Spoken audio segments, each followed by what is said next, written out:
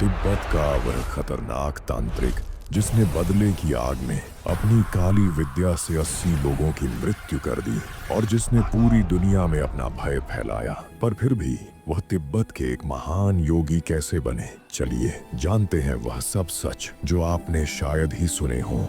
यह कहानी है मिलारेपा की, एक ऐसे तांत्रिक की जिसने काले जादू से दुनिया में खौफ पैदा किया और फिर उसी दुनिया से मुक्ति की तलाश में चला।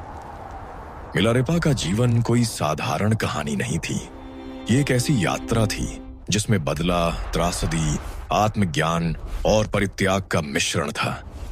एक ऐसा लड़का जो बर्फीली तिब्बत की वादियों में अपने परिवार के साथ सुख शांति से जी रहा था, एक दिन अचानक ही अपने जीवन के सबसे बड़े दुख का सामना करता है। पिता की असमय मृत्यु और चाचा चाची द्वारा बर्बाद किए गए परिवार ने उसे एक नई राह दिखाई। यह वह पल था जब उसने तंत्र विद्या की ओर रुख किया। वह न केवल बदला लेना चाहता था, बल्कि वह तंत्र विद्या में महारत हासिल करने के बाद अपनी शक्ति से संसार को झुका देना चाहता था। तो आइए चलते हैं एक अनोखी कहानी की ओर। लेकिन पहले दोस्तों, अगर आप चैनल पर नए हैं तो चैनल को सब्सक्राइब करें, वीडियो को लाइक करें। आपके एक क्लिक से दोस्तों हमें बहुत ताकत मिलती है। मिलारेपा का बचपन खुशियों से भरा हुआ था। तिब्बत की शांत बर्फ से ढकी वादियों में उनका परिवार सुख समृद्धि से रह रहा था। उनका घर प्रेम, अपनापन और सुरक्षा का प्रतीक था। पिता एक सम्मानित व्यक्ति थे जिनके स्नेह ने मिलारेपा के नन्हे मन को हमेशा आश्वस्त रखा। लेकिन जीवन की अनिश्चितता कभी किसी के दरवाजे खटखटाए बिना नहीं आती।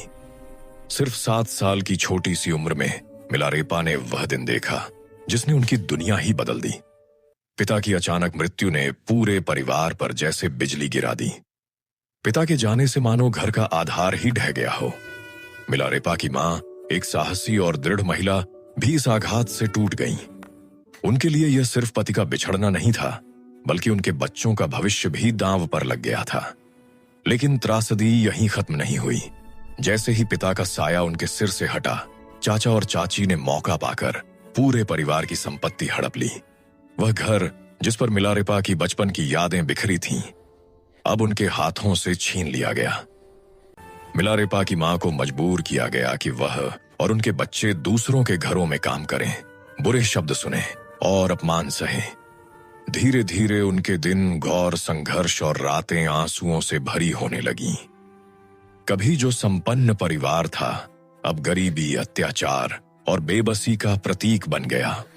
इन सब घटनाओं ने मिलारेपा के मासूम हृदय में एक गहरी छाप छोड़ दी। उसने अपनी मां को अपमानित होते देखा और खुद को असहाय महसूस किया। भीतर ही भीतर उसकी आत्मा जलने लगी, एक ऐसी जलन जो किसी साधारण दुख से नहीं बल्कि अन्याय के खिलाफ उठे प्रतिशोध से पैदा होती है। इन्हीं कड़वे अनुभवों ने मिलारेपा के मन में बदले की ज्वाला को जन्म दिया। वह समझ चुका था कि अब न्याय उसे खुद ही लेना होगा। उसके भीतर एक निश्चय पैदा हुआ, चाचा और चाची द्वारा किए गए अत्याचारों का बदला जरूर लिया जाएगा, चाहे रास्ता कितना भी कठिन, अंधकारपूर्ण या खतरनाक क्यों न हो। वह इस अन्याय का बदला लेने के लिए तैयार था। मिलारेपा ने बदले की आग में जलते हुए अपने जीवन की दिशा पूरी तरह बदल दी। वह जानता था कि अब जो रास्ता वह चुन रहा है वह सिर्फ अंधकार से होकर गुजरता है, लेकिन उसके भीतर उठते तूफान को शांत करने का और कोई उपाय उसे दिखाई नहीं देता था। इसी दृढ़ निश्चय के साथ उसने तंत्र विद्या की दुनिया में कदम रखा, जहाँ शक्ति पाने की कीमत अक्सर आत्मा से चुकानी पड़ती है। वह दूर दूर तक घूमकर उन गुरुओं की तलाश करने लगा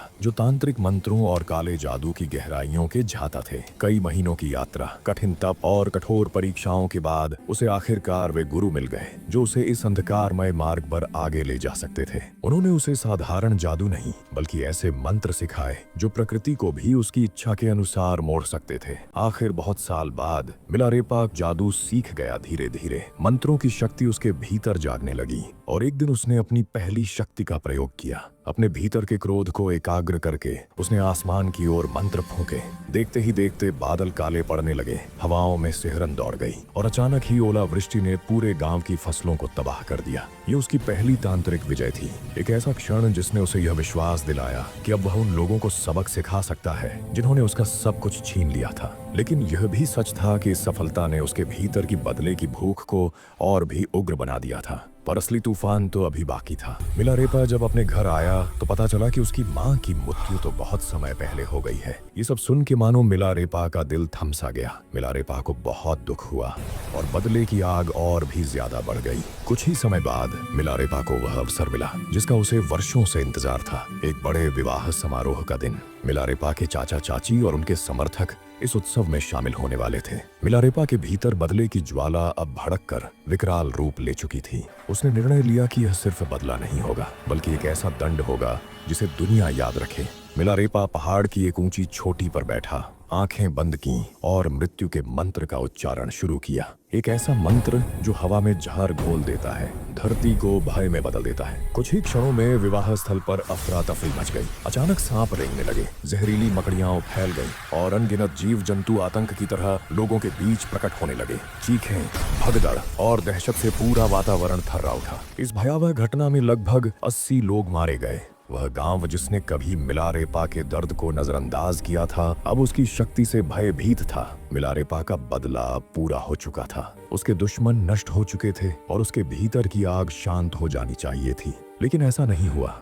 जैसे ही रक्त और विनाश की धूल बैठी, एक अजीब सा खालीपन उसके मन में उतर आया। जिस संतोष की वह कल्पना करता था वह कहीं दिखाई नहीं दे रहा था। उसकी जीत उसके हृदय पर बोझ बनकर बैठ गई। वह समझ नहीं पा रहा था कि बदले की सफलता के बाद उसे राहत क्यों नहीं मिली, बल्कि एक गहरा अपराध बोध और बेचैनी उसे भीतर से खा रही थी। यही वह बिंदु था जहां मिलारेपा का जीवन एक नए मोड़ पर आने वाला था। मिलारेपा ने बदले की वह आग तो बुझा दी जिसने वर्षों तक उसे भीतर ही भीतर जलाया था, लेकिन राख के बाद जो बचा वह शांतता नहीं बल्कि एक गहरा अंधेरा था। उसने सोचा था कि अपने शत्रुओं को नष्ट कर देने से उसके मन को सुकून मिलेगा, लेकिन जब चीखें थम गईं और खौफ का धुआं साफ हुआ तब उसे एहसास हुआ कि उसके भीतर का खालीपन पहले से कहीं ज्यादा बढ़ चुका था। रातों को वह सो नहीं पाता था। जब भी आंखें बंद करता उसे उन लोगों के चेहरे दिखाई देते, वे निर्दोष लोग जिन्होंने उससे कोई गलती नहीं की थी पर उसके क्रोध का शिकार बन गए। उसके कानों में अभी भी उनकी चीखें गूंजती और उसकी आत्मा हर पल उसे दोषी ठहराती रहती। ऐसा लगता था जैसे उसकी अंतरात्मा उसे पुकार रही हो, पूछ रही हो, तुम कौन बन गए हो मिलारेपा।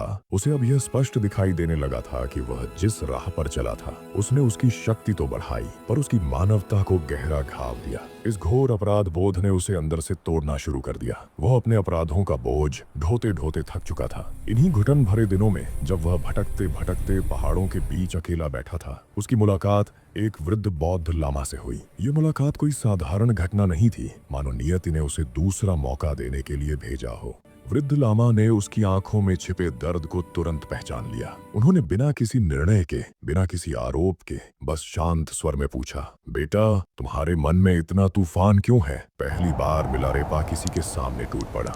उसने अपने पापों को स्वीकार किया, अपनी भूली हुई मानवता को स्वीकार किया और रोते हुए कहा कि उसे अब खुद से भी डर लगने लगा है। लामा ने धैर्यपूर्वक उसकी बातें सुनी और फिर केवल इतना कहा, तुम्हारा अतीत तुम्हें बांध सकता है अगर तुम उसे बदलना नहीं सीखते, पर अगर तुम सच में शांति चाहते हो तो तुम्हें एक नई राह पर चलना होगा। बदले की आग तुम्हें शक्ति दे सकती है पर केवल धर्म और साधना तुम्हें मुक्ति दे सकते हैं। उनकी आंखों में करुणा थी और उनके शब्दों में वह शांत गहराई थी जिसकी तलाश मिलारेपा को हमेशा से थी। यही वह क्षण था जब मिलारेपा ने पहली बार महसूस किया कि शायद उसके पापों का प्रायश्चित संभव है, शायद वह खुद को बदल सकता है और शायद उसके भीतर अभी भी एक नई शुरुआत की आशा बाकी है। मिलारेपा का जीवन अब एक नए मोड़ पर पहुंच चुका था। बदले की आग में जलने वाला वह युवा अब सच्चे अर्थों में अपनी आत्मा को समझना चाहता था। अपराध बोध और पश्चाताप की पीड़ा उसे मजबूर कर रही थी कि वह किसी ऐसे मार्ग की खोज करे जो उसे भीतर से मुक्त कर सके। ये खोज उसे एक महान गुरु मारपा लटसावा की शरण में ले आई। मारपा साधारण शिक्षक नहीं थे, वे ज्ञान के महासागर थे, पर उनके शिक्षण की राह बेहद कठोर मानी जाती थी। जब मिलारेपा उनके सामने पहुंचा तो उसने सोचा था कि शायद गुरु उसे तुरंत स्वीकार कर लेंगे, लेकिन मारपा ने ऐसा नहीं किया। मारपा ने उसकी आंखों में पापों की परछाइयां देख ली थीं और वे जानते थे कि इतना भारी कर्म सिर्फ मंत्रों से नहीं बल्कि कठोर आत्मशुद्धि से ही मिट सकता है। इसलिए उन्होंने मिलारेपा को तुरंत शिक्षा देने की बजाय उसे कठिन परीक्षाओं के द्वार से गुजरने का आदेश दिया। हर दिन नई परीक्षा, हर दिन नई चुनौती।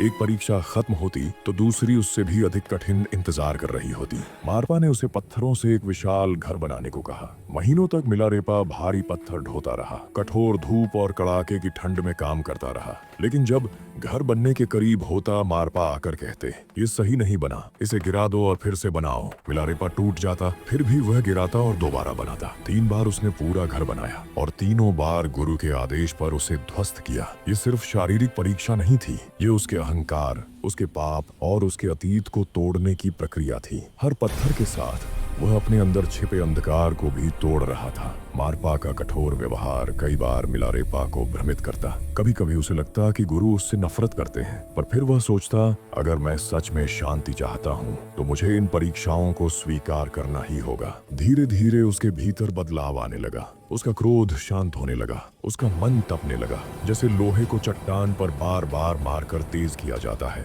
और एक दिन जब गुरु मारपा ने देखा कि मिलारेपा वास्तव में अंदर से बदल रहा है, वह नरमी, करुणा और सत्य की राह पर बढ़ रहा है, तब उन्होंने उसे अपने पास बुलाया। अब मारपा ने कहा, तुम उस राह पर चलने के योग्य हो जहां से ज्ञान की रोशनी मिलती है। तुमने अपने अतीत को पीछे छोड़ना शुरू कर दिया है। इसी क्षण से मिलारेपा ने आत्मज्ञान की ओर अपने कदम मजबूती से बढ़ा दिए। कठिन तप, गहन ध्यान और गुरु के मार्गदर्शन में वह धीरे धीरे अंधकार से प्रकाश की ओर बढ़ने लगा। कठिन तपस्या और वर्षों की साधना के बाद जब मिलारेपा एक महान योगी बन चुके थे, तब उनकी यात्रा कैलाश पर्वत की ओर हुई। यह यात्रा केवल एक गंतव्य तक पहुंचने की प्रक्रिया नहीं थी, ये उनके आध्यात्मिक उत्थान का अंतिम चरण थी। मारपा की कठिन परीक्षाओं, वर्षों की गहन तपस्या और आत्मशुद्धि की प्रक्रिया के बाद मिलारेपा एक ऐसे योगी बन चुके थे जिनका आत्मबल और आंतरिक प्रकाश हिमालय की ऊंचाइयों को भी चुनौती दे सकता था। उनका जीवन अंधकार से प्रकाश की ओर, पाप से पुण्य की ओर और बदले से मुक्ति की ओर एक अद्वितीय यात्रा बन चुका था। इन्हीं वर्षों के दौरान एक समय ऐसा आया जब मिलारेपा ने भीतर एक रहस्यमयी आह्वान महसूस किया, एक अदृश्य पुकार जो उन्हें उत्तर दिशा की ओर बर्फ से ढके ऊंचे ऊंचे पर्वतों की तरफ खींच रही थी। ये कोई साधारण आवाज नहीं थी, ये स्वयं कैलाश पर्वत का बुलावा था। कैलाश सिर्फ एक पर्वत नहीं बल्कि हिमालय का आध्यात्मिक हृदय है। हिंदुओं के लिए यह भगवान शिव का निवास है, बौद्धों के लिए यह डेमचोक का पवित्र स्थान, जैनों के लिए ऋषभदेव की मोक्ष भूमि और बौद्ध धर्म के लिए पवित्र शक्ति का केंद्र। कैलाश वह पर्वत है जहां मनुष्य की दुनिया और दिव्यता का क्षेत्र एक दूसरे को छूते हैं। मिलारेपा जानते थे कि यहाँ पहुंचने वाले साधकों को सैकड़ों साल लग जाते हैं, पर उनकी साधना उन्हें एक अनोखी शक्ति दे चुकी थी। कैलाश के समीप पहुंचने पर उन्हें पता चला कि वहां पहले से ही बौद्ध धर्म के शक्तिशाली सिद्ध नारो बोनपो मौजूद थे। उनके बीच यह विवाद उठ खड़ा हुआ कि कैलाश की आध्यात्मिक चोटी पर चढ़ने का अधिकार किसे है। यह किसी शारीरिक शक्ति का संघर्ष नहीं था, यह आध्यात्मिक क्षमता का मुकाबला था। नारो बोनपो ने अपनी प्राचीन साधनाओं का उपयोग किया और हवा में उड़कर कैलाश की ऊंचाइयों की ओर बढ़ने लगे। उनकी गति तेज थी, उनकी शक्ति प्रबल दिखाई दे रही थी। लेकिन मिलारेपा ने चुपचाप सूरज की ओर देखा। उन्होंने अपने शरीर में तपस्या से उत्पन्न ऊर्जा को सूर्य के साथ एकाकार किया और फिर धीरे धीरे एक प्रकाश सी शक्ति ने उनके शरीर को ऊपर उठाना शुरू किया। कहते हैं कि नारो बोनपो के पंख जैसे टूटने लगे, उनकी ऊर्जा क्षीण होने लगी, जबकि मिलारेपा प्रकाश की तरह ऊपर उठते गए। अंततः मिलारेपा कैलाश की चोटी पर पहुंचे। नारो बोनपो उनके सामने झुक गए। ये जीत अहंकार की नहीं बल्कि शुद्ध साधना और आत्मिक परिवर्तन की थी। कैलाश पर पहुंचकर मिलारेपा ने वही किया जिसके लिए वे आए थे, गहन ध्यान। कहते हैं उन्होंने बिना कोई वस्त्र पहने बर्फीली हवाओं में साधना की। अपने शरीर को तुमो योग से इतना गर्म कर लिया कि बर्फ उनके पास आते ही पिघल जाती थी। कई दिनों तक चुप्पी साधी और चेतना को उच्चतम सोपानों तक पहुंचाया। कैलाश के पास आज भी कई स्थान मिलारेपा की गुफाओं के नाम से जाने जाते हैं, जहां साधक उनके तप से प्रेरित होते हैं। कैलाश पर्वत पर मिलारेपा ने यह सत्य समझा कि बदला कभी शांति नहीं देता। वास्तविक शक्ति भीतर की पवित्रता से आती है और वह ऊंचाई जिसे मनुष्य अपने अहंकार से नहीं बल्कि विनम्रता से पाता है, वही दिव्य होती है। कैलाश से लौटे मिलारेपा सिर्फ एक योगी नहीं बल्कि तिब्बत के महानतम संतों में से एक बन चुके थे। हिमालय की गुफाओं में रहते हुए मिलारेपा अब वृद्ध हो चुके थे। सालों की तपस्या ने शरीर को भले ही कंकाल जैसा बना दिया था, लेकिन उनकी आंखों की चमक ऐसी थी जैसे अंधेरे में चमकते दो तारे। वह कहते, शरीर थकता है पर मन की ज्योति अगर जाग जाए तो कभी मंद नहीं होती। मिलारेपा अपने आखिरी वर्षों में पूरे तिब्बत में घूमते रहे। जहां भी जाते लोग दूर दूर से उन्हें सुनने आते। कोई भिक्षु, कोई चरवाहा, कोई व्यापारी, हर कोई एक ही चीज चाहता, मिलारेपा के गीत, उनके उपदेश। लेकिन उनकी बढ़ती ख्याति हर किसी को पसंद नहीं थी। एक स्थानीय तांत्रिक जो खुद को महान समझता था, मिलारेपा की लोकप्रियता से जलने लगा और एक दिन उसने उन्हें दावत पर बुलाया। भोजन दिखने में साधारण था, लेकिन उसमें घातक विष मिला था। शिष्यों को कुछ गड़बड़ महसूस हुई, लेकिन मिलारेपा शांत बोले, यदि इस व्यक्ति के मन की आग इस शरीर के त्याग से शांत हो सकती है तो मैं यह भोजन स्वीकार करता हूँ। और उन्होंने विष खा लिया। दोषी व्यक्ति रोते हुए उनके चरणों में गिर पड़ा, पर मिलारेपा मुस्कुराए, घबराओ मत, मैं इस शरीर को कर्ज समझकर लौटा रहा हूँ। शरीर कांपने लगा, सांसें भारी हो गईं, पर चेहरे की शांति वैसी ही रही। उन्होंने शिष्यों को बुलाया और कहा, इच्छाएं जाल हैं, उनसे निकलो। क्रोध आग है, उसे बुझाओ। करुणा अमृत है, उसे बहने दो। ध्यान केवल बैठना नहीं, हर क्षण जागना है। फिर उन्होंने कहा, मैं मर नहीं रहा हूँ, मैं बस एक नए रूप में जा रहा हूँ। अब मेरा प्रकाश तुम में चमकेगा। मिलारेपा का अंतिम जीवन हमें सिखाता है कि पाप से भी पवित्रता का जन्म हो सकता है, अंधकार से भी प्रकाश निकाला जा सकता है, और एक साधक का सबसे बड़ा लक्ष्य अपने अहंकार का अंत होता है। उनका शरीर चला गया, पर उनकी रोशनी आज भी हिमालय की चोटियों पर चमकती है। मिलारेपा की यह यात्रा यदि आपके भीतर भी प्रकाश जगाती हो तो लाइक करें, कमेंट में अपना अनुभव लिखें और आगे की यात्राओं के लिए सब्सक्राइब करके साथ जुड़ें।